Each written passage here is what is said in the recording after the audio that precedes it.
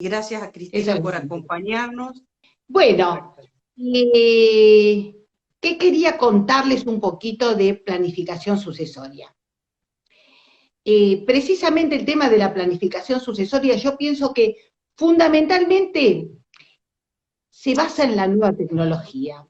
Empezamos a hablar de planificación sucesoria por las nuevas tecnologías. ¿Y por qué? Porque hoy en día eh, nuestros clientes tienen muchísima información.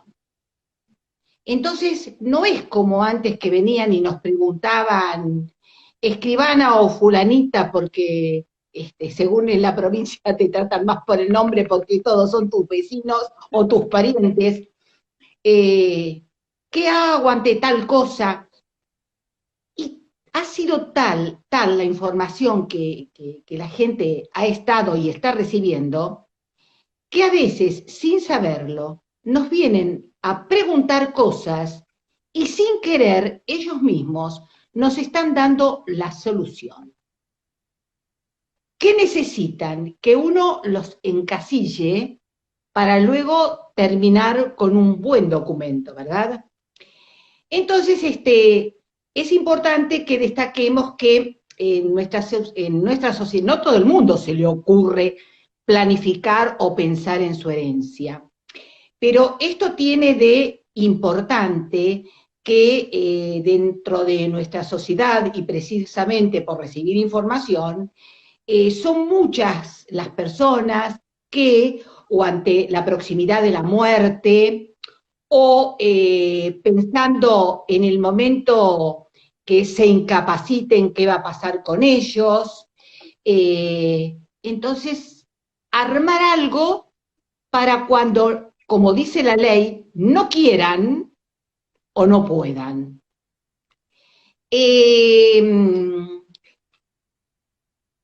por eso que en nuestro país hablamos, aquellos que se les ocurre pensar en planificar, pensamos en qué podemos hacer si dentro de unos años me enfermo o si quiero evitar problemas con mis hijos porque tengo una empresa y tienen que ayudarme a redactar un documento que precisamente me permita evitar dificultades el día de mañana y que cuando mi vida termine en este mundo, queden todos, como pensamos los padres, acomodaditos o tratemos de evitar problemas entre ellos, que esto ya lo sabemos. Uno trata de hacerlo mejor, pero no les puedo dar el 100% de seguridad que vamos a poder evitar los problemas después que no estemos. Pero por lo tanto, tratar de ser justos y de mantener el equilibrio. Y claro, acá tenemos otra gran defensa, que con el Código de Vélez, en realidad, contábamos con muy pocas normas que nos permitieran pensar en nuestra herencia.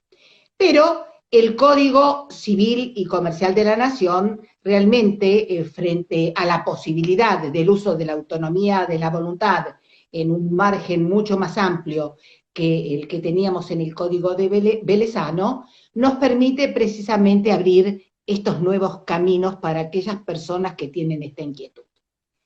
Entonces, claro, la primera pregunta que nos tenemos que hacer es, ¿qué entendemos por planificar?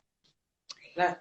Y claro, la Real Academia, por ejemplo, dice, y esto sí lo voy a leer, dice que la planificación es como una acción o un efecto de planificar o un plan general organizado y frecuentemente de gran amplitud como para obtener un objetivo. Es decir, en criollo yo les diría que es un conjunto de pasos que nosotros vamos a realizar con la ayuda de un profesional. ¿Para qué? Para lograr armar nuestra planificación sucesoria, que ya puede ser tanto patrimonial o extrapatrimonial, conforme les voy a ir enseñando. o explicando, perdón, enseñando nada, me salió la maestra, explicando. Bien, pero claro, acá tengamos en cuenta algo, tenemos que partir de una base. ¿Cuál es esa base? Que no lo podemos tener cargado en la computadora, porque lo que vos pensás para tu futuro, a lo mejor es totalmente distinto lo que yo puedo pensar o querer para mi futuro. No solo desde lo extrapatrimonial, sino también desde lo patrimonial. Por eso acá tenemos que partir de pensar que esto va a ser un instrumento con las características de un traje a medida. Es decir, lo que vos podés tener en tu computadora es, ante mí comparece, y dice, pero el dice lo vas a tener que armar conforme a la charla que vos mantengas con tu cliente. Ahora, con esto de la planificación sucesoria, yo particularmente no inventé nada nuevo. ¿Por qué? En primer lugar, estuve durante varios años tratando de ver la posibilidad de armar una especialidad en derecho sucesorio. Yo no sé qué es lo que pasa, pero si vos hablas del tema de familia, con el tema de familia, todo el mundo se engancha, todo el mundo opina, porque no nacimos en un repollo, todos venimos de una familia. Por lo tanto, en materia de familia, todas tocamos de oído. De sucesiones también algunas cositas tocamos de oído. Pero esto de planificar lo que vamos a querer, ya ahí no podemos tocar de oído. Ya necesitamos de especialistas. Y resulta ser que, como ya te digo, esto no es que a mí se me ocurrió en la planificación sucesoria, hablé con la rectora de la Universidad Notarial, se lo ofrecí y ahí quedó. No nació de mí. En los años 90, es de destacar que el doctor Glickin se ocupó muchísimo del tema. Glickin está vivo, tiene una fundación que tiene que ver con planificación sucesoria, pero todas esas clases con las que nos apabulló en los años 90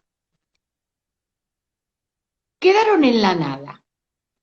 Entonces, en una oportunidad digo, ¿qué ocurre con este tema? ¿Por qué? ¿Por qué nadie quiere saber derecho sucesorio o profundizar el derecho sucesorio? Y entonces, en una de mis charlas, un chico de mesa de entrada de un juzgado me dice, ¿sabe qué pasa, doctora? Hacer una sucesión es un trámite administrativo, lo hace cualquiera, pero usted ve que cuando una sucesión se complica, ¿quién desaparece? Y ahí ese abogado desapareció y empezaron a circular los profesores de sucesiones. Y es cierto, cuando uno deja ese trámite administrativo que es la sucesión, el resto hace agua, vulgarmente hablamos. Es por eso que a través de entrar a afinar el lápiz dentro de lo que es una planificación sucesoria, nos vamos a poner en contacto con montones de institutos que estudiamos en la facultad, un montón de institutos que reaparecieron y otros surgieron con el Código Civil y Comercial de la Nación, y que bueno, ¿qué es lo que tenemos que hacer? Empezar a estudiar a fondo para que nazca una nueva incumbencia. ¿Cuál es? Que seas un especialista, o que hagas una diplomatura, o que hagas un curso de actualización en cómo pensar la herencia para ayudar a tu cliente, y de allí animarse y adelante. Yo les comentaba de Glickin. Entonces, quiero volver atrás con Glickin y contarles que Glickin había definido la planificación sucesoria, y como todo lo textual lo voy a leer como los artículos, nada de improvisación, les voy a leer lo que Glickin decía. Que consiste en tomar los asuntos de la vida teniendo en cuenta la posibilidad del retiro, porque he decidido dejar mi empresa mientras estoy vivo y que la maneje otro, o la certeza de la muerte. Y esto está muy bien, porque nosotros dentro del notariado tenemos la famosa vedette. Si tenemos noticias de la certeza de la muerte, tenemos nuestro famoso mandato de autoprotección, hoy volcado al código a través de las directivas anticipadas, ¿verdad? Muy bien. Entonces, nos preguntamos, ¿por qué hoy en día, al margen de esa alimentación y retroalimentación que recibimos a través de los medios, por qué queremos autoprotegernos patrimonial o extrapatrimonialmente frente al futuro? Y porque algo ha cambiado. Y claro, ¿y qué es lo primero que ha cambiado? Y lo primero que ha cambiado es la familia. A nuestros padres, a nuestros abuelos, ni se les hubiera venir ir a una escribanía o ir a un abogado a consultarle, doctor, si yo me muero, ¿qué puedo hacer para que mi familia? Ni se le hubiera ocurrido, pero ¿por qué no se le hubiera ocurrido? Pero por la noción de familia que teníamos, que no es la misma noción de familia de hoy en día. En ese entonces, ¿qué hacíamos? ¿Descansábamos en quiénes? ¿O en quién? Descansábamos en nuestra familia y sabíamos que iba a ser nuestra familia la que mejor iba a manejar nuestros intereses, o patrimoniales o extrapatrimoniales. Pero a la familia se le agregó otra cosa, los avances de la medicina. Nosotros no se nos hubiera ocurrido que ahora haciéndonos, por ejemplo, un estudio, ya nos pueden adelantar que en determinados años, por ejemplo, podríamos llegar a tener Alzheimer, como cualquier otra enfermedad. Tenemos que tener en cuenta y no quitarle méritos también a los descubrimientos farmacológicos. Así que a esto todavía tenemos que agregarle algo también muy importante, la prolongación de la vida. Señores, la prolongación de la vida. Y tenemos que prepararnos, ¿verdad? Muy bien. ¿Cómo nos preparamos? Y aquí a mí siempre se me ocurre una pregunta, porque normalmente cuando trabajo con un Power, yo les pongo una pareja de más de 70, que está o dándose piquitos, o está bailando, o está festejando. La vida cambió, señores. Nuestra vida no es la vida de nuestros padres, ni hablemos de los abuelos. Entonces, ¿qué ocurre? ¿Solo vamos a planificar en materia sucesoria? Y no, y yo acá, y tomando a dos personas de más de 70, la tomo como ejemplo, porque también nos puede venir la consulta de familias que están rearmando nuevas parejas, y también nos puede venir la misma consulta, que es una forma de planificar y para la cual tenemos que estar preparados. ¿Se puede planificar en el derecho de familia? Y por supuesto que se puede planificar en el derecho de familia, porque, por ejemplo, esta pareja que tomaba yo de más de 70 años puede venir y preguntarnos, y para eso tenemos que estudiar, que esta es la finalidad de la planificación, no solo sucesoria, sino para otras ramas del derecho civil, que nos vengan a preguntar, mire doctora, conocí en un centro de jubilados a un señor, y bueno, resulta ser que este señor o quiere casarse o quiere que convivamos. ¿Qué le parece a usted?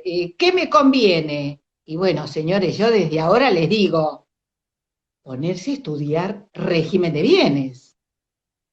Bien a fondo, para que no solo nos vengan a pedir la convención matrimonial, sino previa a la convención matrimonial, asesorarlos. Miren, señores, existe el régimen de comunidad, existe el régimen de separación de bienes, pero también tenemos las uniones convivenciales. O simplemente vivir en pareja. Muy bien. Entonces, sí, perdón, en base a ese caso concreto, ya se dan cuenta que ya no surge una incumbencia para planificar dentro del proceso de familia. Muy bien. Ahora, ¿para qué sirve esta planificación? Y bueno, ya vamos a ir viendo algunas cosas, para qué nos sirve. Pero además tengamos en cuenta también de qué instrumentos nos podemos valer y qué consecuencias o efectos vamos a tener en su utilización, que esa es la finalidad, ¿no? Ponerse a estudiar, insisto, tenemos que Exactamente. ponernos a estudiar, bien. Entonces, porque tenemos que pensar, ¿cuál sería el escenario que dejamos en caso de que muriéramos? Primero, ¿quiénes se verían afectados con nuestra muerte? ¿Qué acciones podemos planificar para protegerlos? ¿Cómo podríamos evitar conflictos entre nuestros seres queridos? Aunque ahí no tenemos la bola de cristal para tratar de evitarlos, pero al menos no de antemano. Bien, ¿y qué medidas deberíamos tomar para ser equitativos? Por eso, reitero antes de empezar el tema, tenemos que tener el caso concreto para hacer un buen análisis, no olvidarnos que es un traje a medida, como les dije, y a lo mejor no solo esto lo puede llevar solo el abogado o el escribano, sino que tenemos que hacer una utilización interdisciplinaria, porque a veces a lo mejor necesitamos de un asesor de seguros, un asesor financiero, un contador, y ¿por qué no un psicólogo? Bien, entonces esto nos lleva también a que tengamos en cuenta un mundo interdisciplinario. Y con esto de la planificación sucesoria, con el tema de las nuevas posibilidades que nos da el nuevo ordenamiento, nos permita a los operadores del derecho abordar con mayor eficacia todos estos temas en nuestra labor cotidiana. Y tener en cuenta que esta planificación se basa en 4 pilares fundamentales. Primero, la protección, porque ¿qué estamos buscando nosotros tras esto? La protección. La armonía entre quienes, y bueno, entre quienes conforman nuestra familia. Una proyección personal, porque como hacían, acuérdense de mi hijo el doctor, Exactamente. Sí. acordarse de esa proyección personal. Y en algunos casos no tenemos familiares y queremos trascender, entonces queremos armar una fundación, ¿sí? Entonces, sobre esos pilares. Pero claro, acá también nos tenemos que hacer otra pregunta. Perdón que interrumpa. Yo preparé algo que es como un mini power, que si les parece bien, así mejor escuchamos y después intercambiamos las preguntas sobre el final, no tomen nota. Vos me dirás dónde lo puedo mandar y vos te Perfecto. ocupás de hacerlo llegar a todas aquellas personas que te lo pidan, porque no Lo sé cómo hacemos fue el llegar manejo. a los colegios, a todos los colegios del país. Perfecto, muy bien, muy bien. Bueno, entonces ahora seguimos. Hasta ahora yo les vine hablando de la protección. Ahora la pregunta, ¿qué queremos proteger? Y entonces acá nos tenemos que hacer las preguntas. O nosotros, mejor dicho, esto sería como si hiciéramos un intercambio, nosotras dos. Yo soy la escribana y vos sos mi clienta. Entonces, yo te tengo que preguntar, ¿qué quiere proteger? ¿Quiere proteger su patrimonio? Esa es una de las preguntas que te haría. ¿A quién quiere proteger? ¿A un solo miembro de la familia o quiere proteger a todos los miembros o algunos miembros de su familia? ¿Cuándo quiere transmitir esos bienes? ¿Antes o después de su muerte? Porque allí ya vamos a encontrar el instituto y ya vamos pensando, donación, testamento, ¿verdad? Muy bien. Perfecto. ¿Cómo podemos evitar conflictos familiares? Y entonces ahí tenemos que actuar medio como psicólogos para sonsacarles cómo viene la situación en la casa. Pero fundamentalmente tratar de llevarlo, luego de conversar con él, ¿para qué? Para que este instrumento que vamos a preparar no sea impugnado por parte de alguno o de muchos de los herederos. Porque claro, ¿qué ocurre si no hacemos nada? Y si no hacemos nada, la ley lo resolverá por nosotros. Y entonces yo me pregunto, ¿y yo que no hice nada? Y pensar que tengo un hijo discapacitado. Entonces, por esto, la primera entrevista que tenemos con nuestro cliente, tenemos que actuar como psicólogos. Exactamente. Porque tanto en los temas de familia como el derecho sucesorio, la primera reunión es de psicólogo. Muy bien. Entonces, ¿qué pasará con ese hijo? Y bueno, nosotros ya sabemos que el nuevo ordenamiento, precisamente, esto no lo contemplaba Vélez, ya en el artículo 2448 nos da la posibilidad de la mejora a favor del hijo discapacitado. Entonces, ya allí tenemos una forma de planificar, pensar en la herencia. ¿Qué queremos para este chico? ¿Es así o no? Eso es planificar. Muy bien. Otra cosa puede ser, ¿qué pasará si yo tengo una empresa familiar cuando yo ya no estoy y mis herederos se dedican a otras actividades?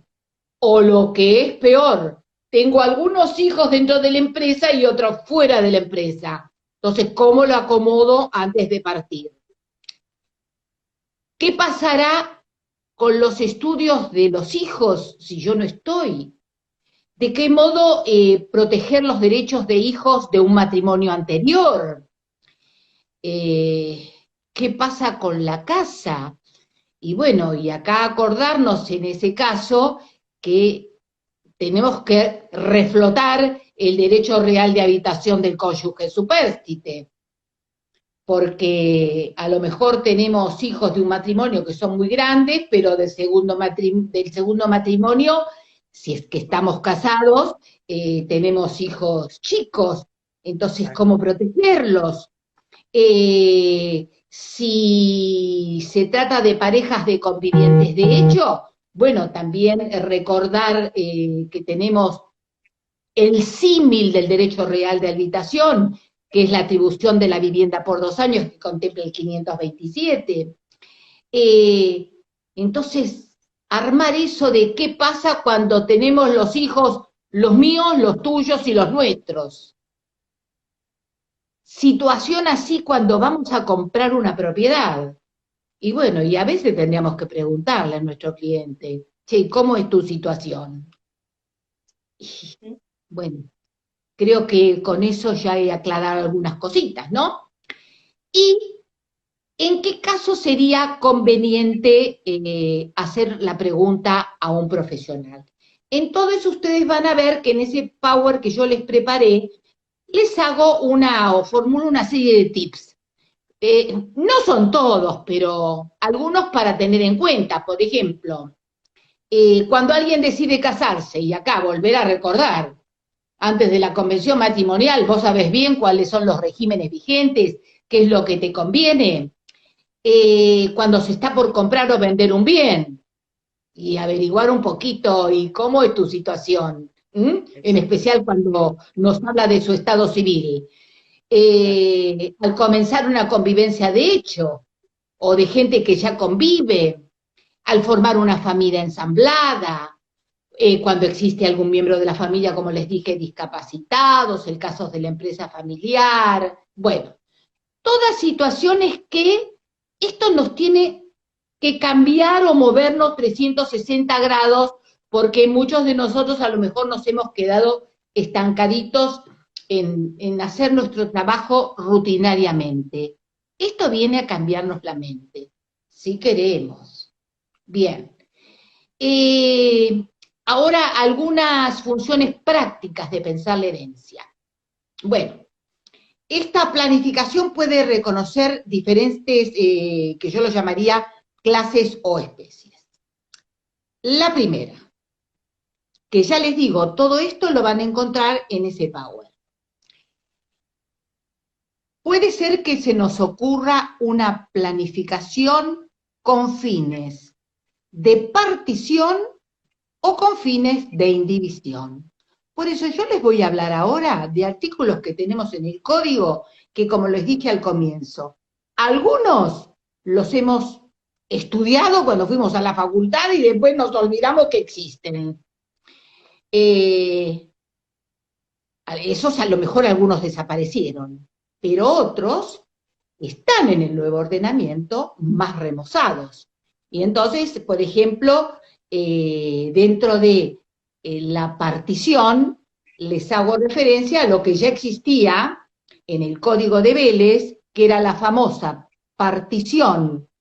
¿Se acuerdan la partición que pueden hacer por ascendientes, que llamamos la partición por ascendientes, que podemos hacer a través de un testamento o a través de una donación? Por eso yo en algún momento les dije, ¿queremos planificar para transmitir nuestros bienes ya o para después de nuestra muerte? Y yo siempre me río cuando toco este tema, les digo, todo lo que yo planifique para después, que yo no esté para escucharlos, que se arreglen. Bueno, muy bien. Entonces, en el caso, bueno, pero no estoy yendo contra la donación de ninguna manera. Es para no escuchar las quejas. Bien.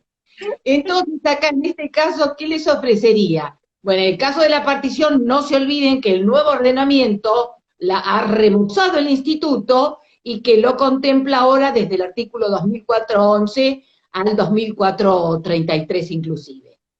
El otro no estaba dentro del Código Civil, que era el caso de la indivisión forzosa.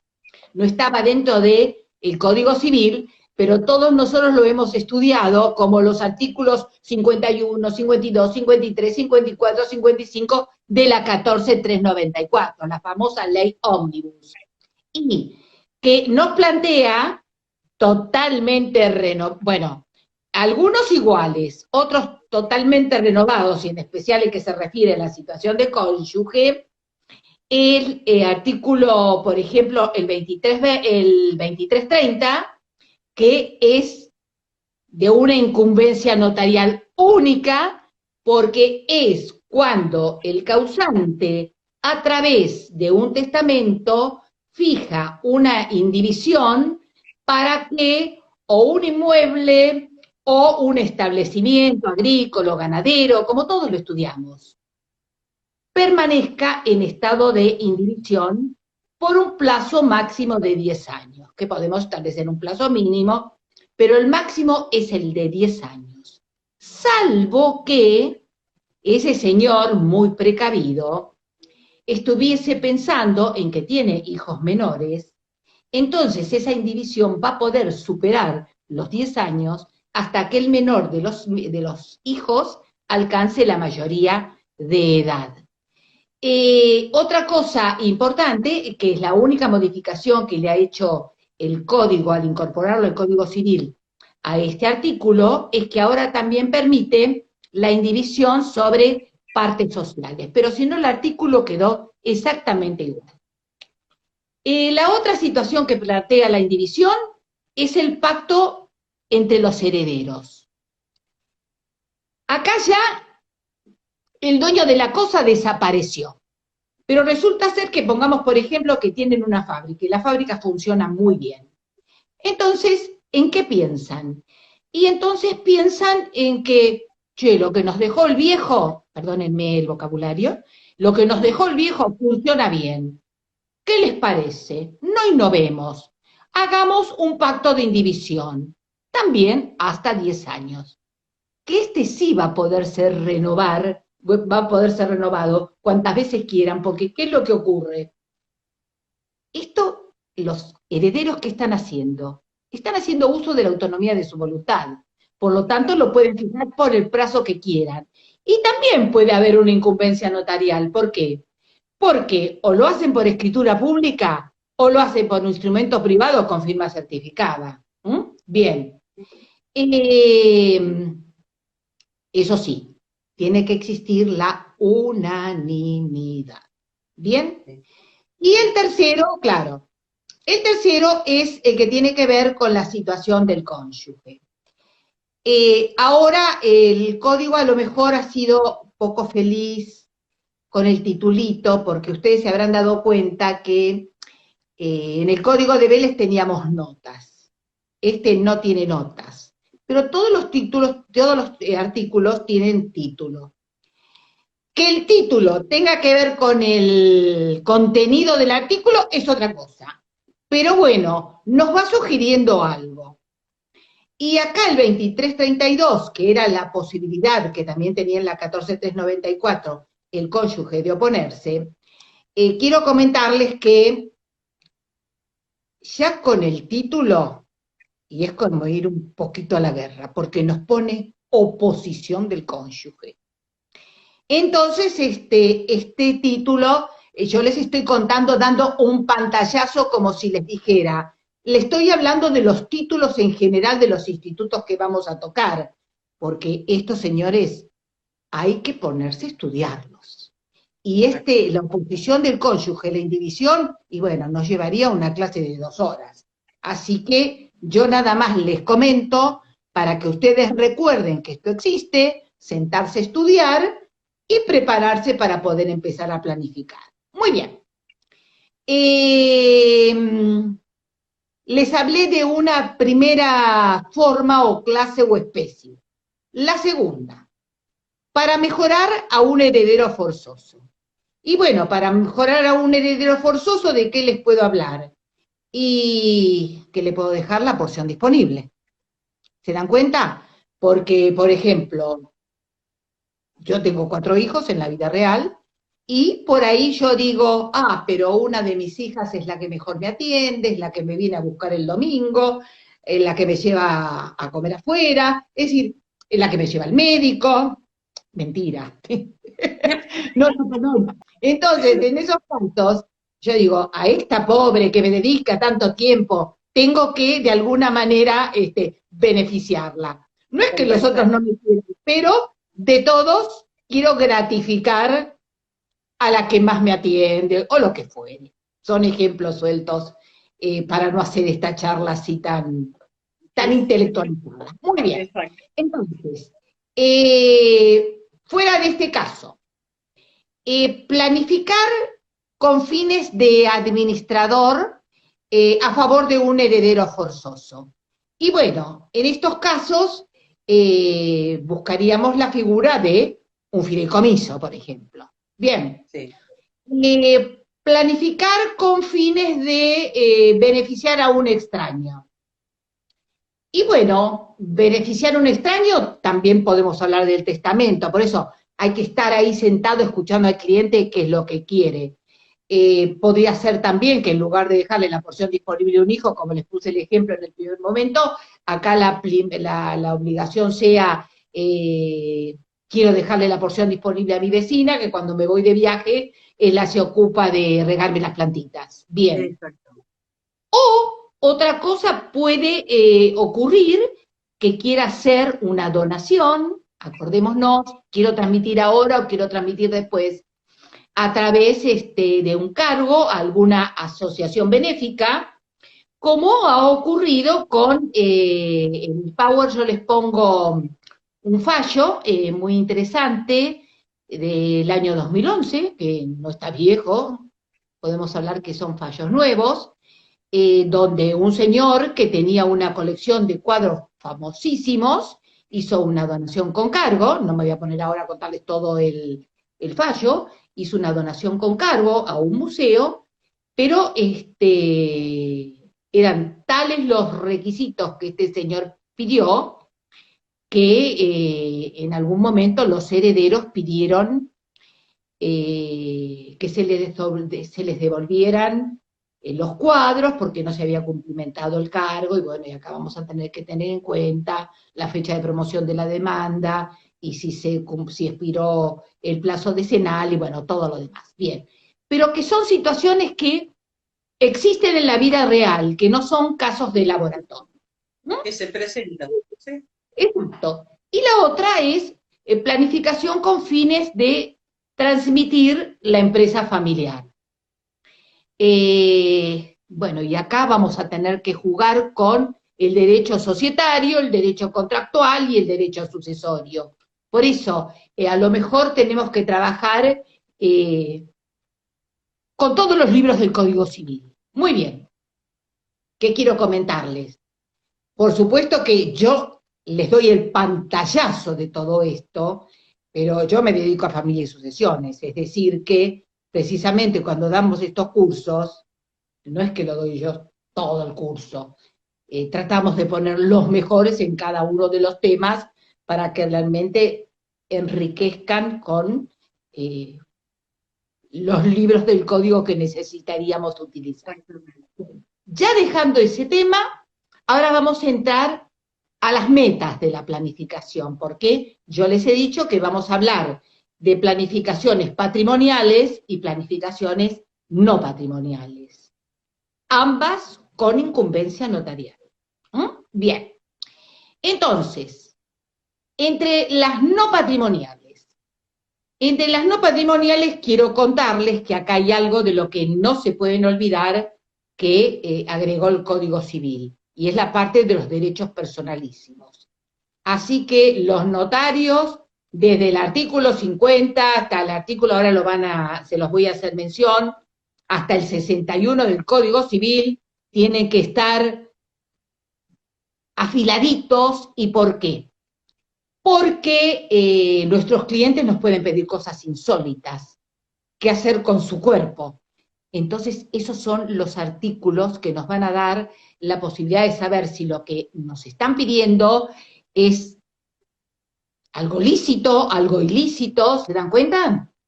Sí, totalmente. Ya vamos a tocar un poquito el tema más adelante. Las exequias o las honras fúnebres, ustedes saben que ahora están en el código, pero unos cuantos Sí. años atrás, al notario le venían, quiero que me cremen, y a uno se le movía el piso. ¿Podré hacer un documento con esta amanda o con esta disposición? Bueno, ahora lo tenemos todo en el Código Civil. Tenemos las directivas médicas anticipadas, la vedette del notariado, que ahora las tenemos incorporadas al código. Otra incumbencia no patrimonial, el reconocimiento de hijos extrapatrimoniales a través de un testamento. Sí. La designación de tutor para sus hijos menores. Todo eso es planificar, señores. Los padres están pensando, si yo no estoy, ¿qué hago? La designación no solo de tutor, sino también de curador, que está contemplada en la parte de curatela. Y bueno, y en las partes patrimoniales, todo lo que ya nosotros manejamos, testamento, donación, fideicomiso, hacer un uso adecuado de la legítima, planes de aspiraciones familiares postergados, el 1010 agregado en el Código Civil y Comercial, sobre los pactos de herencia futura. Bueno, en fin. Ya de eso ustedes sabrán qué utilizar cuando tengan al caso concreto frente a ustedes. Perdón, y ahora que... Perdón, Cristina. Y sobre Sí. todo el tema bancario. Sí, Los sí. plazos fijos, los depósitos, los bonos. Sí, señor. Eso Por eso, es eso un es lo tema que que vos se plantea. Eso es lo que uno le tiene que sacar a su cliente. ¿Y qué más Exactamente. tiene? ¿Y qué otra cosa recuerda? Y bueno, por eso yo te digo, este es el trajecito a medida. No lo podés Perfecto. tener un documento armado en la computadora. Muy bien.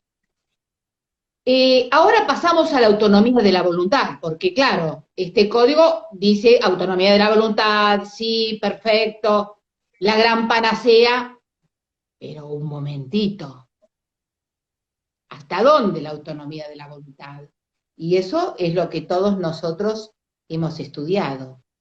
Mi derecho llega hasta donde comienza el derecho del otro.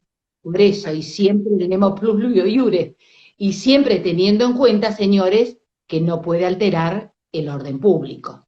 Pero claro, nosotros somos personas de derecho, así que quiero creer que eso lo vamos a poder respetar. Muy bien. Entonces, el tema también, ¿por qué ha tomado mucho auge y vigencia el tema de las planificaciones no patrimoniales? Porque si nos basamos en los antecedentes del anteproyecto, y utilicé bien el término antecedentes del anteproyecto, y les digo por qué, porque cuando el Código Civil se eleva para ser tratado al Poder Ejecutivo, va con los fundamentos del anteproyecto por un lado y por el Código propiamente dicho por el otro. Entonces, todos ustedes saben que el Código tuvo modificaciones y algunas desapariciones de institutos que estaban contemplados. Pero el anteproyecto nunca se tocó. Por eso, cuando yo charlo para abogados, le digo, mucho ojo, porque los fundamentos vienen a reemplazar las notas. Pero cuidado, que se modificaron artículos del código, algunos desaparecieron, y ustedes nos vayan a los fundamentos a buscar y encuentren, esto me viene perfecto para fundamentar, y resulta ser que o ya no existe, tal cual estaba plantado en los fundamentos, o fue modificado. Así que siempre hay que mirarlo con ese doble juego. Y entonces les decía que basándonos en los fundamentos del anteproyecto, ¿qué es lo importante que quiero comentarles? Que para el libro 1 se tuvo muy en cuenta a las personas vulnerables. Por lo tanto, la Convención de los Derechos del Niño y la Convención de los Derechos de las Personas con Discapacidad. Entonces, dentro de esos temas, el notario no puede olvidarse, con incumbencia notarial, de, en primer lugar, la tutela. ¿Y por qué? Porque cuando ustedes van al artículo 104 y el código les habla de tutela, este tiene un segundo párrafo que dice: si se hubiere otorgado la guarda a un pariente de conformidad con lo previsto en el título de la responsabilidad parental. Entonces, ojito, artículo 104, el notario marcar el segundo párrafo. ¿Por qué? Y ahí nos vamos al artículo 643 del Código, que es a ese artículo que se refiere, y quiero comentarles, porque esta es una planificación que están haciendo él o los padres, que tienen que tener en cuenta los notarios, y ya les digo por qué. Pero ya que toque el tema de la tutela, quiero recordarles, y que también puede tener incumbencia notarial, que ahora la gran novedad que trae el código es que la tutela no necesariamente debe ser ejercida por una sola persona. Puede ser ejercida por más personas. Así que me parece muy importante recordarlo eso, porque ustedes le pueden venir a pedir algo sobre tutela y recuerden que se puede nombrar más de una persona. Muy bien, pero además acá tener en cuenta cuáles son las modificaciones que nos ha hecho el código. Y también recordarles que la responsabilidad parental, porque hay muchos de nosotros que no nos recibimos con el código del 2015, más quisiéramos, ¿no? Y además es difícil que hayas visto a lo mejor esta parte, a lo mejor te recibiste después del 2015, pero esta parte la viste con el código viejo. Entonces no viene mal recordar que la responsabilidad parental, que era la vieja patria potestad, se divide en titularidad y en ejercicio. Que la titularidad la tenés por el solo hecho de ser padre, pero la podés perder ante determinadas situaciones que dispone la ley. Pero lo que vos vas a poder transferir a través de este instituto del artículo 643, la guarda a un pariente, es el ejercicio. ¿Te das cuenta? No le das todo el paquete de tu responsabilidad parental. Muy bien. Ahora, el artículo 643 dice, en la primera parte del artículo, que en interés del hijo y por razones justificadas, los progenitores o el progenitor, si se trata de uno solo, puede convenir el ejercicio de la responsabilidad parental, le sea otorgado a un pariente, pero que esto debe ser homologado judicialmente. En primer lugar, ¿por qué les digo que puede tener incumbencia notarial? Porque puede intervenir o un abogado y hacer la presentación judicial, o ese documento se lo pueden pedir a un escribano, porque tanto el hecho por el abogado como el hecho por el escribano, el abogado o escribano, tienen que ser homologados judicialmente. No son instrumentos que valen por sí solos. Tienen que ser, ya les digo, homologados judicialmente. Otra cosa, este permiso, digamos, de otorgamiento de guardia, tiene un plazo máximo de 1 año.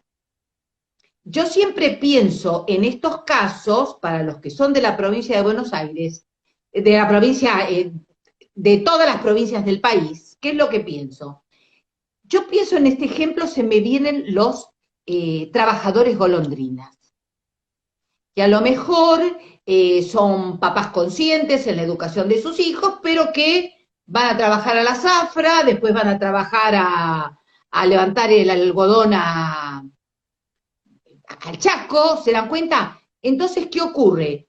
Quieren que el menor no sea, no llevarlos como ellos, como un rehén, sino dejarlos en su hábitat natural, como dice la ley, al cuidado de un pariente a quien se le delega ese ejercicio. Bueno, esa delegación ya les dije, la puede hacer el notario o la puede hacer un abogado, ambas tienen que ser homologadas judicialmente. Una intervención o la otra tiene que ser homologada judicialmente. Que el plazo es por 1 año. Pero también la ley permite que sea renovada por 1 año más. Pero una tercera renovación no se permitiría. ¿Por qué? Porque ¿qué están haciendo esos padres? ¿Liberándose de cumplir con sus obligaciones? Es decir, que el plazo máximo, recordemos, son 2 años. Y ojo, el artículo es el 643, porque no confundirse que hay otro parecido, que es el 657, que también habla del otorgamiento de la guarda a un pariente, pero el que la otorga no son los padres, el que la otorga es el juez. Por eso diferenciarlo.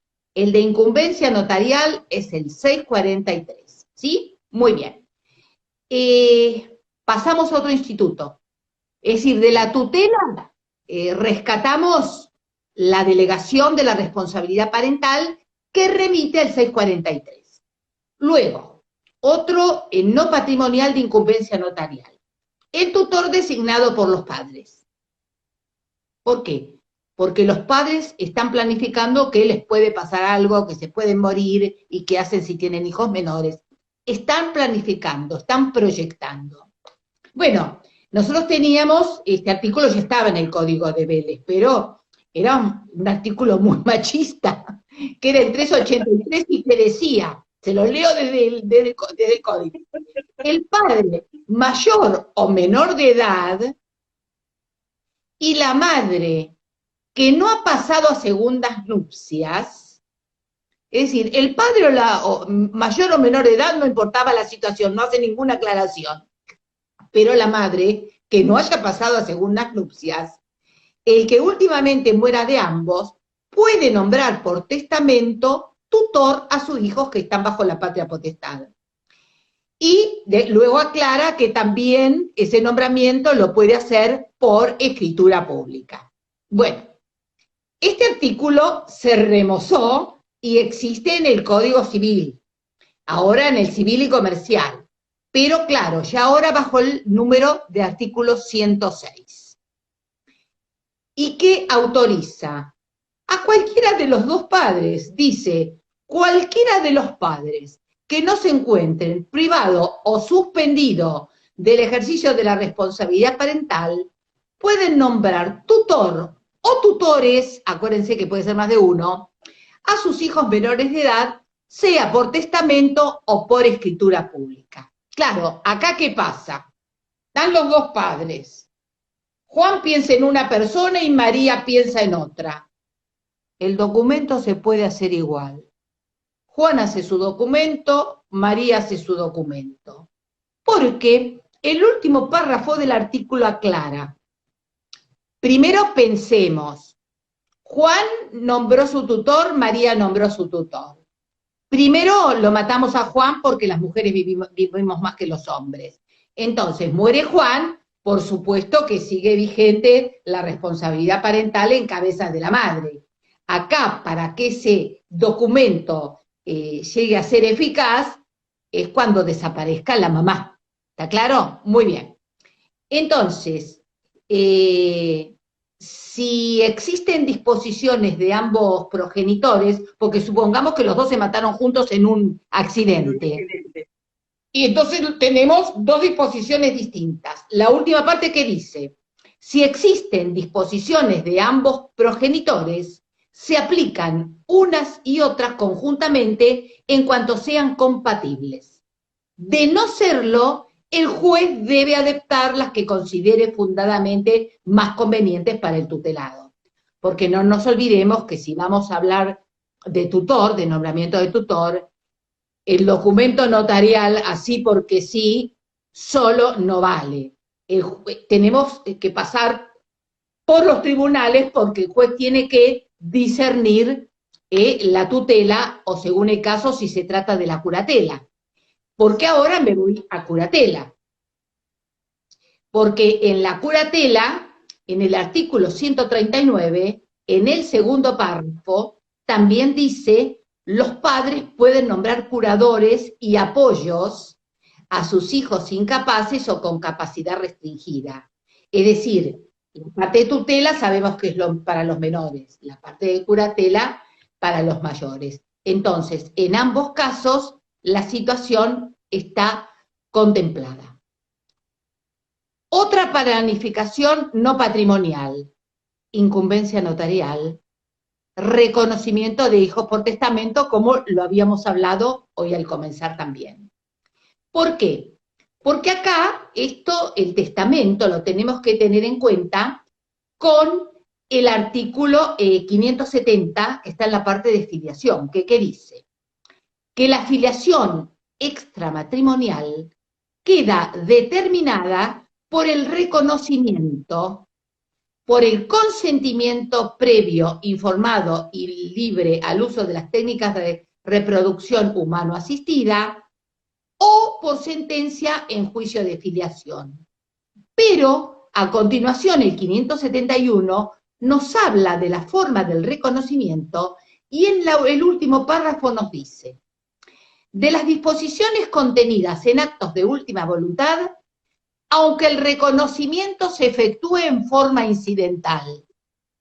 Ustedes todos recordarán cuando estudiábamos que este era un ejemplo que nos daban todos los profesores, que decían, el testamento puede caer, puede quedar sin efecto, puede ser ineficaz en todas sus partes, en todas sus cláusulas. Pero si hay una cláusula donde hay un reconocimiento de hijo, cae todo el testamento menos esa cláusula. Por eso, allí tenemos otra forma no patrimonial. Bueno, y ahora vamos a otro tema re difícil. La autonomía de la voluntad y los adolescentes.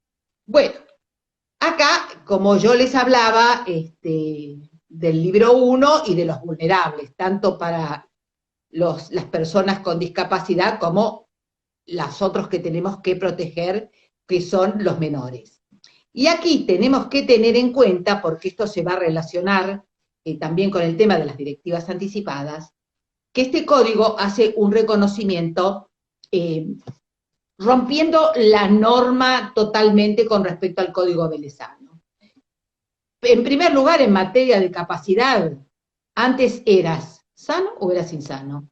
Ahora no, ahora tenemos un abanico de situaciones intermedias para los cuales vamos a nombrar el apoyo, porque vamos a llegar al curador, pero cuando ya precisamente esa persona no pueda administrar absolutamente nada, como antiguamente podríamos haber dicho un muerto civil, sino vamos a otorgarle uno o tantos apoyos como necesite.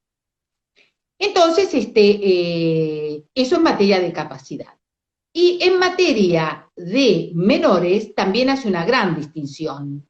Ahora clasifica al menor de edad, conforme lo dispuesto en el artículo 25, al menor de edad hasta los 13 años, y a partir de los 13 años empezamos a hablar de adolescentes hasta que alcanza la mayoría de los 18. Pero claro, aquí también tenemos que tener en tema otra cuestión, que el ordenamiento a renglón seguido de hablar de adolescentes y de menores de edad, el 26 nos habla de la situación de estos menores. Pero claro, ya toda la doctrina está conteste en que el artículo 26 es referido especialmente para toma de decisiones en materia de salud. El artículo 26 es muy largo, pero acá tenemos que tener en cuenta, al lado del 26, que este artículo no tiene que ser interpretado así, simplemente solito, sino que tenemos que manejarlo a la luz de la ley 26061 de niños, niñas y adolescentes. Tenemos que complementarlo con esa ley. Y claro, tenemos como nota relevante la última parte del artículo, porque aquí hace una distinción cuando estos adolescentes alcanzaron los 16 años. Y dice que a partir de los 16 años, el adolescente es considerado como un adulto para las decisiones atinentes al cuidado de su propio cuerpo. Es decir, que la capacidad de estos menores es elevada a la de los mayores de edad. Entonces, si yo ahora les tiro a boca de jarro, porque todos ustedes saben lo que es el mandato de autoprotección y saben lo que son las directivas anticipadas, viene un menor de 17 años y les dice, escribano, escribana, quiero hacer una directiva anticipada, ¿qué le dicen? Anda a la escribanía del lado porque yo no trabajo ese tema. Ah.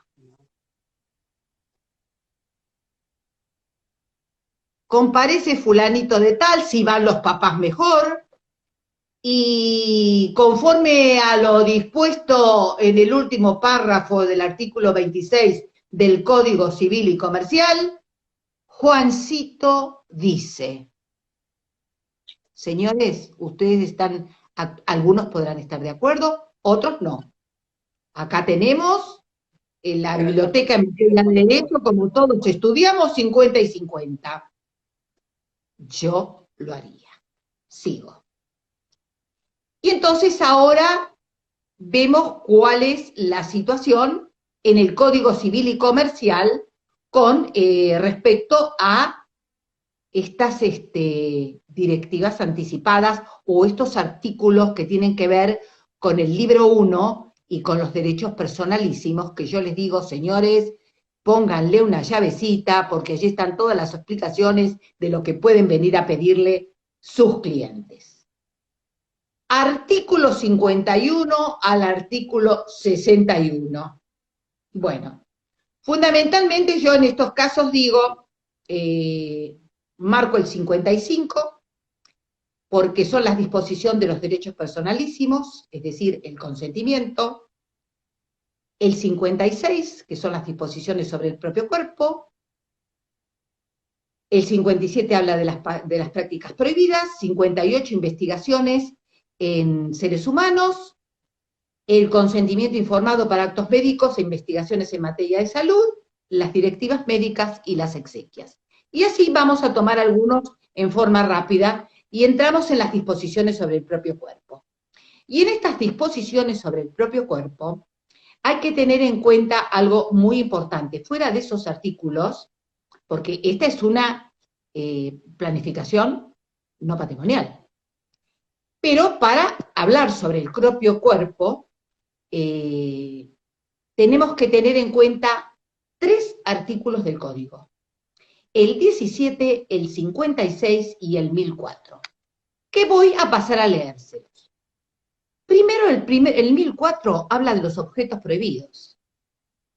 No puede ser objeto de los contratos los hechos que son imposibles o prohibidos por las leyes.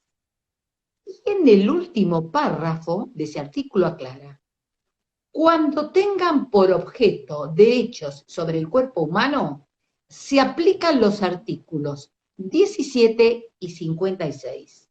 Miren ustedes, el 56 está entre esos artículos que yo le digo, no se olviden del 51 al 61, que allí están las cosas que nos pueden venir a pedir. Pero el 17, del 17 surge lo que todos sabemos, que los órganos no se pueden vender. Y surge del artículo 17, que dice: los derechos sobre el cuerpo humano, sus partes, no tienen valor comercial, sino afectivo, terapéutico, científico, humanitario o social, y solo pueden ser disponibles por su titular. Bueno, acá me van a decir cómo solo por su titular, porque yo acá les puedo decir que alguien tuvo un accidente y sus familiares no hizo una directiva anticipada y sus familiares van a disponer de su corazón si está en el momento justo como para poder hacer ese donativo. Pero claro, porque estos son artículos que lo tenemos que ver con las leyes especiales, que es lo que voy a insistir con el notario.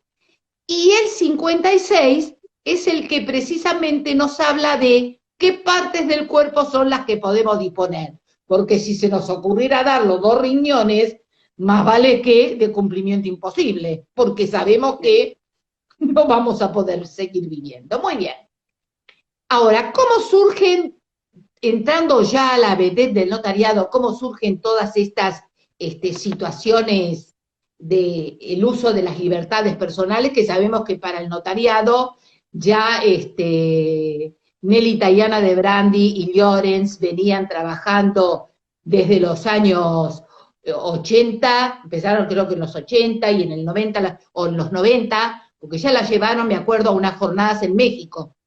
Bien.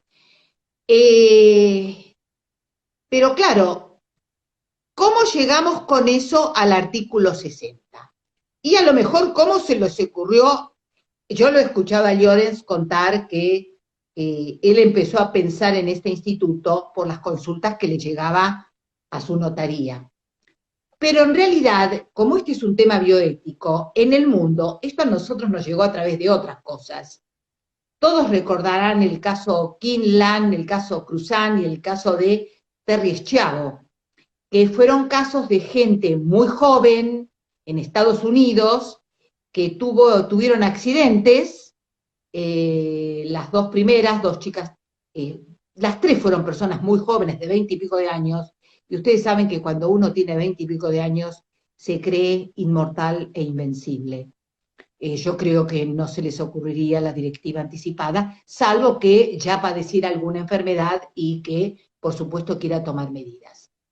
Claro, ¿qué ocurrió en esos casos? ¿Quiénes son los que pidieron, por ejemplo, que le sacaran el respirador o la sonda nasogástrica? Fue una tercera persona ajena de ellos.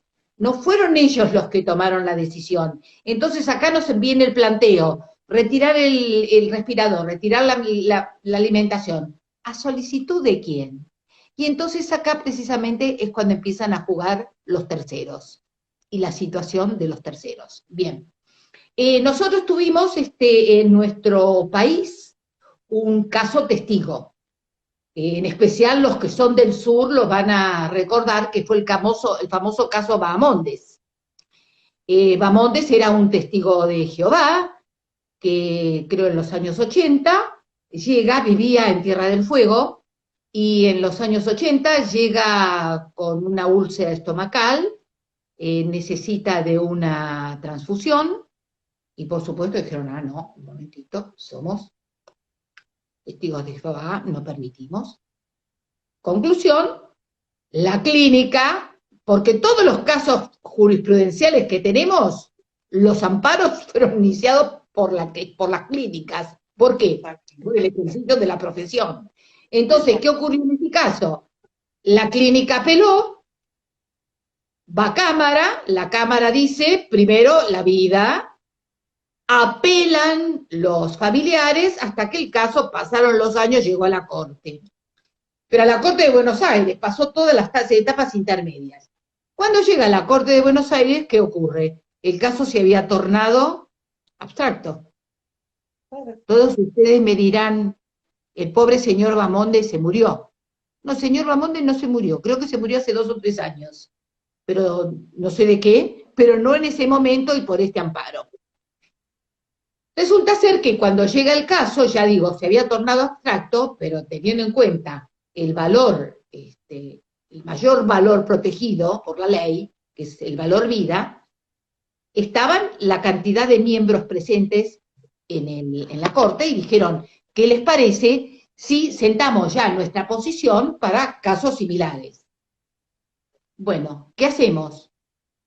¿Elegimos entre la voluntad o elegimos el valor vida? ¿Qué decidió la Corte? La voluntad. No eligió la vida, eligió la voluntad. Es por eso que después del caso Bahamondes, cuando llegaban los amparos, que era lo que decían, y teniendo en cuenta lo dispuesto por la Corte, tengas en cuenta la voluntad de la persona que toma la determinación.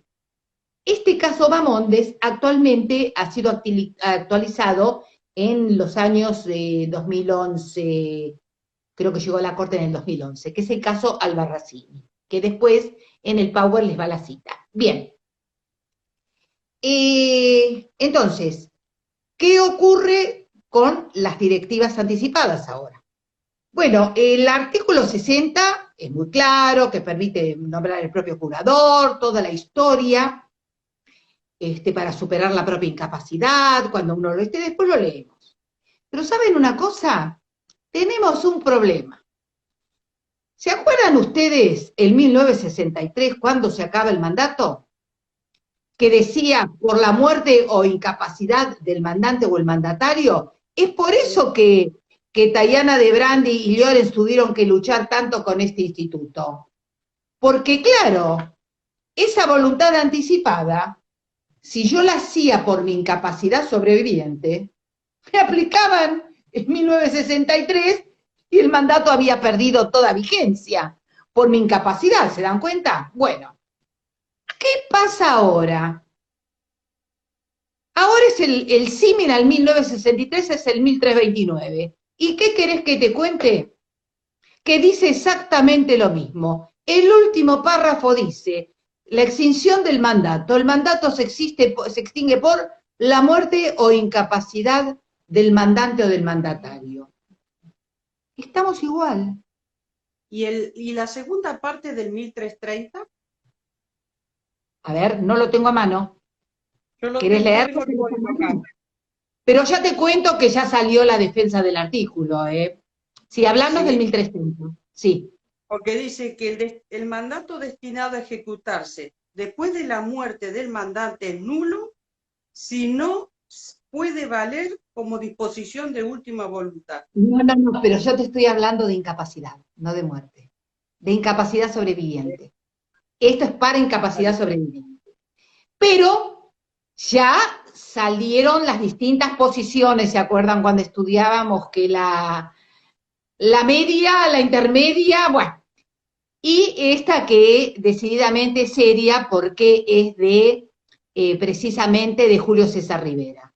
Julio César Rivera, haciendo referencia al tema, dice: en cuanto se refiere a la extensión de la duración del mandato, se ha señalado que si bien conforme al 1329, inciso E, que es este último que te estoy diciendo, del Código, el mandato se extingue por incapacidad del mandante o el mandatario. Y él aclara: dicha causal no es aplicable a estas directivas anticipadas, por cuanto implicarían la frustración de la finalidad del instituto.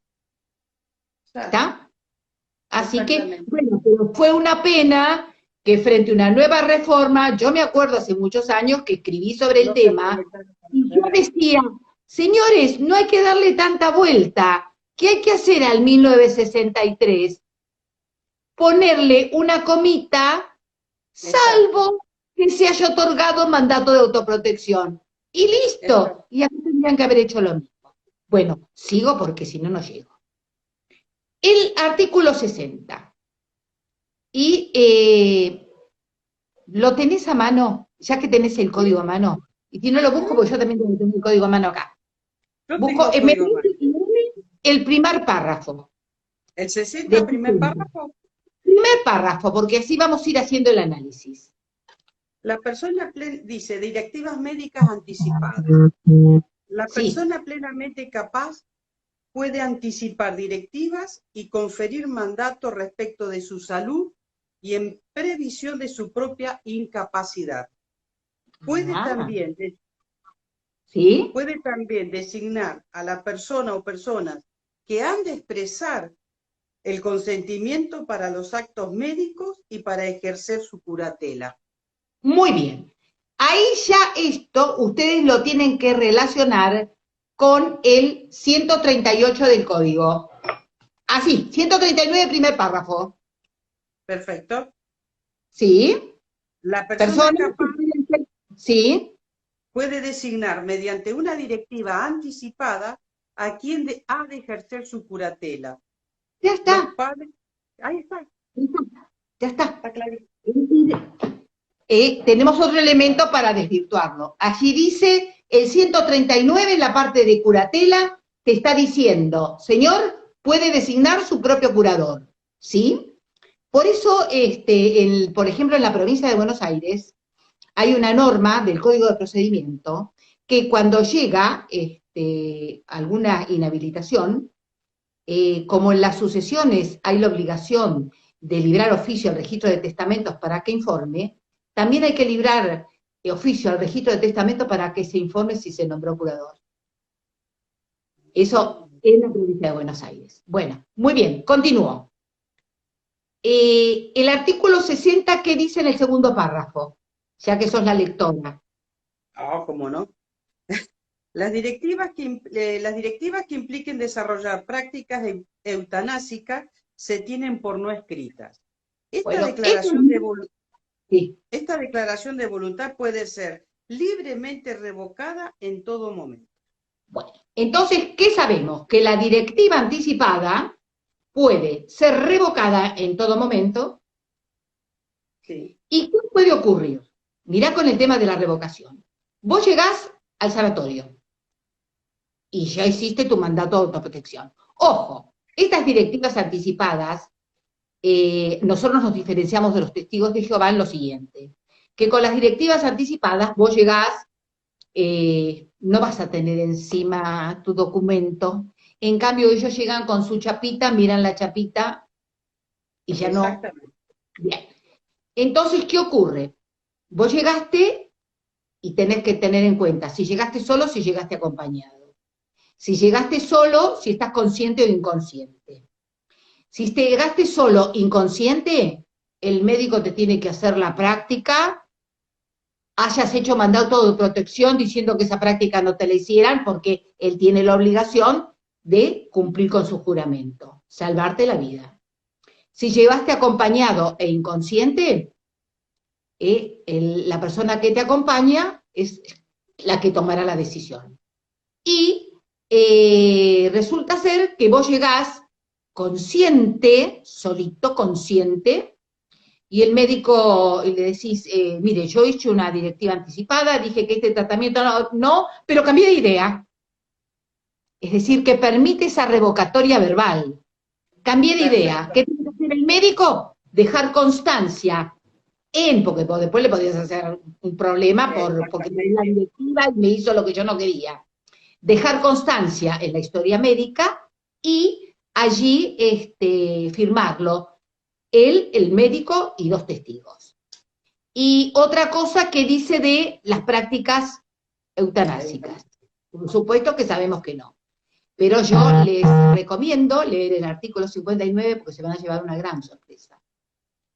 Y una gran sorpresa porque, por ejemplo, y también luego está en la ley del paciente, permiten que, por ejemplo, hagas cortar no la alimentación, la hidratación. Es decir, hay cosas que bioéticamente rozan, pero bueno, lo dejamos, lo dice la ley, si a vos te lo pidieran, está en el código y está en la ley. Recomendación a los notarios. Nosotros No tuvimos solo el caso de Marcelo Díez, acá ajá, en Neuquén. en Neuquén. 20 años, sí. El caso de Marcelo Díez. Bueno, acá, tener Que en llegó cuenta lo siguiente. El notario no solo tiene que quedarse con el artículo 60, tiene que hacer su trabajo leyendo la ley del paciente, su modificación y el decreto reglamentario. Si no tienen tiempo de leer la ley, como el decreto reglamentario toca artículo por artículo de la ley, tengan a mano siempre el decreto reglamentario. En el decreto reglamentario está todo. Parece un trabajo didáctico, pedagógico, donde enseña todo lo que necesitan saber. Y acá les tomé las otras incumbencias que le van a interesar sobre este tema. La forma. ¿Y dónde se habla de la forma? La ley habla de la forma porque el artículo 60 no habla de forma. Exacto. De la forma habla el artículo 11 de la ley del paciente. ¿Y qué dice? Que la declaración de voluntad deberá formalizarse por escrito. Lo que sabemos es que es por escrito. Perfecto. Ante escribano público o juzgados de primera instancia. Para lo cual se requerirá de la presencia de 2 testigos.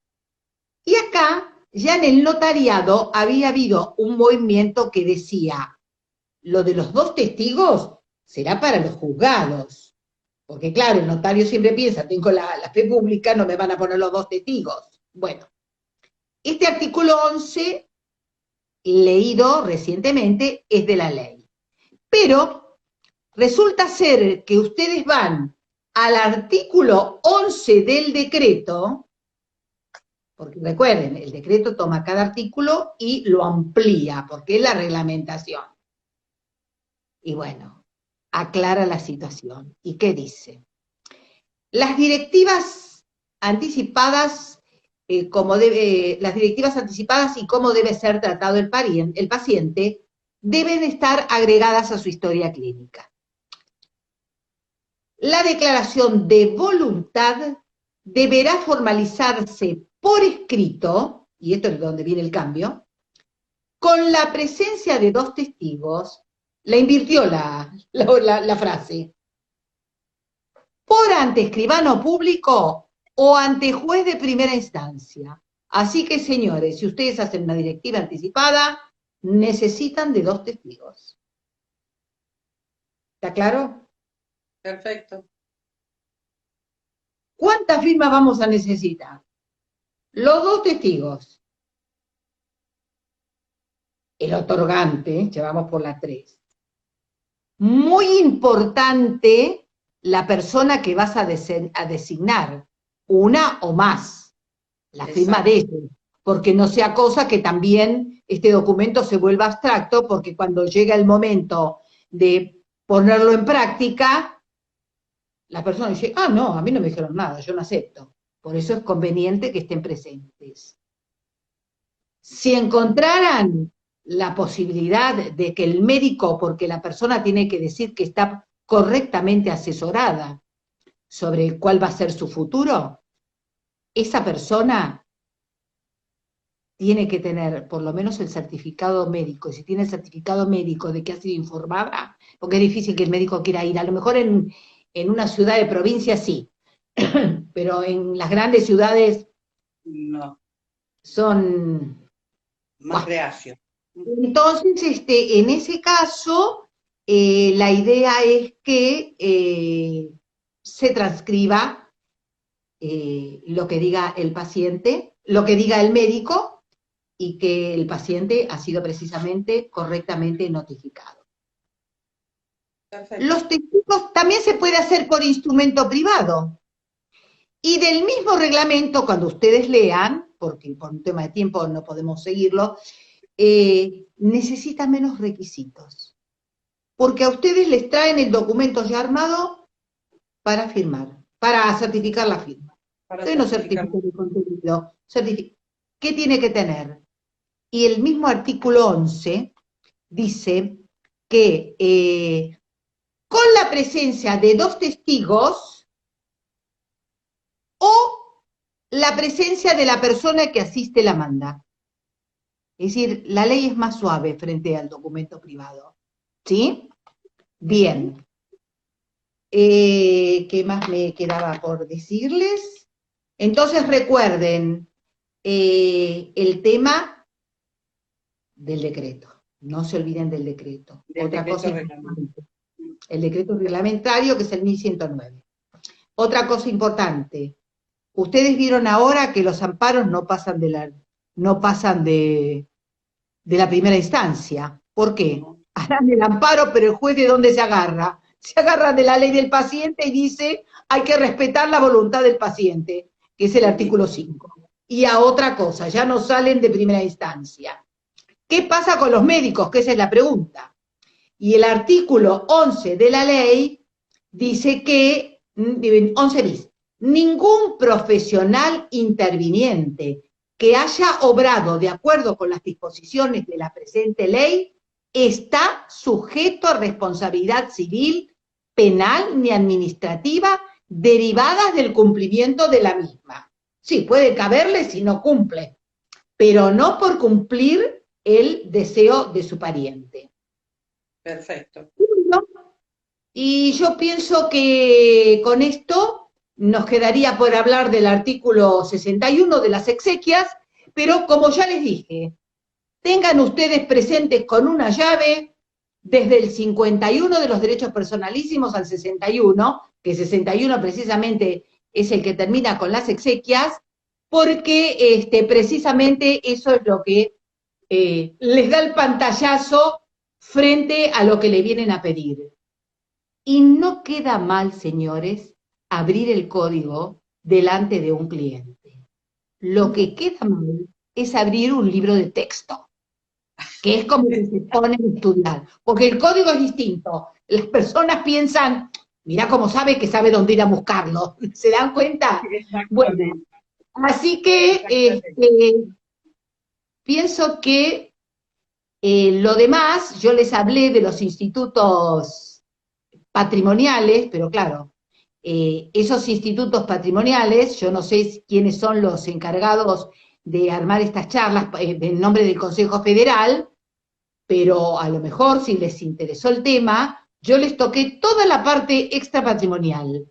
Y entonces a lo mejor convendría empezar a invitar profesores que les hablen de contratos, de empresa familiar, ¿te das cuenta? Perfecto. La parte de testamentos, que yo para ver testamentos me ofrezco cuantas veces quieran, y bueno, pero Bueno, esto tiene que seguir. Y totalmente. queridos colegas, a estudiar, porque esta es una incumbencia notarial. Te agradecemos mucho, mucho. Muchas gracias, Cristina. Realmente ha sido un Gracias a placer, no ustedes. solo conocerte, sino escucharte. Chao, chao. Muchas gracias, adiós. Chao, chao.